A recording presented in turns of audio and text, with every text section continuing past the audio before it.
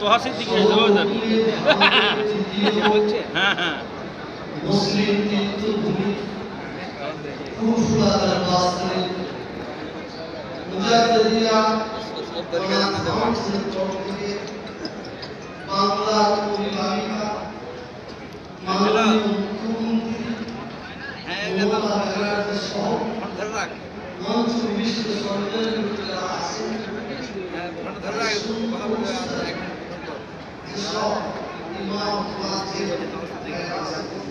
সকলকে প্রীতি শুভেচ্ছা ভালোবাসা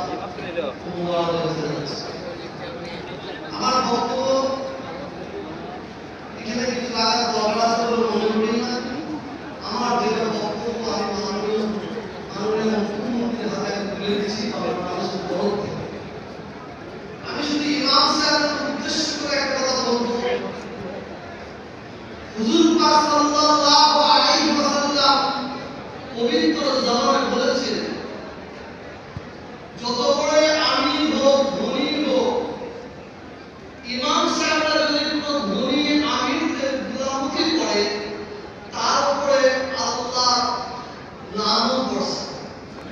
আর যদি কোনো ধনী মানুষ ইমাম মুয়াজ্জিন আলেম শিক্ষিত জ্ঞানীদের গোলামি করে তার উপরে আল্লাহ রহমত বর্ষে।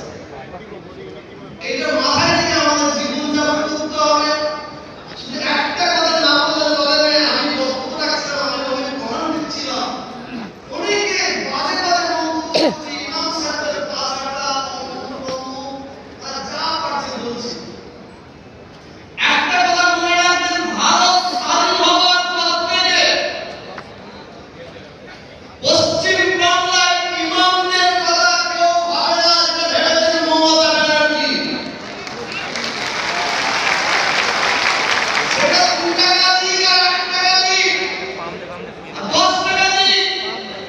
আগে যারা কংগ্রেস সরকার ছিল, সিপিএম 34 বছর রাজত্ব চালিয়েছে, ইমাম সাহেবের হাতে 1 টাকা তুলে দেয়নি। আজকে বড় বড় কথা বলছে। আজকে সেই অর্থটা মাননীয় মুখ্যমন্ত্রী মমতা ব্যানার্জি ইমাম এবং পুরোহিতদের মুয়াজ্জিনদের কথা ভেবে তাদের কাছে 2000 বা 2 টাকায় ভোট দিচ্ছে। তোমরা আগে প্রেসিডেন্ট আসছে, তোমরা দুধ হোক, তোমার সরকার অভিযোগের মনেই ছিল না।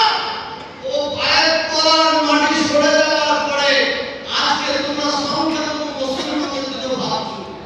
বেশি বক্তব্য নয়, আমি তাদের জবাব দিচ্ছি, যারা ইমাম সাহেবদের ভাষাটা বলছে, তৃণমূলের দ্বারা বলছে, আমি তাদের বলছি, ঠিক আছে, তোমাদের পাড়ার ইমাম, তোমাদের মসজিদের ইমামকে সরকারের কাছ থেকে 2,500 দিতে হবে না। তুমি তোমার বাপের কাছ থেকে, তোমার বাপের সম্পত্তি থেকে 10,000 টাকা মাইনে দিয়ে দেখিয়ে দাও।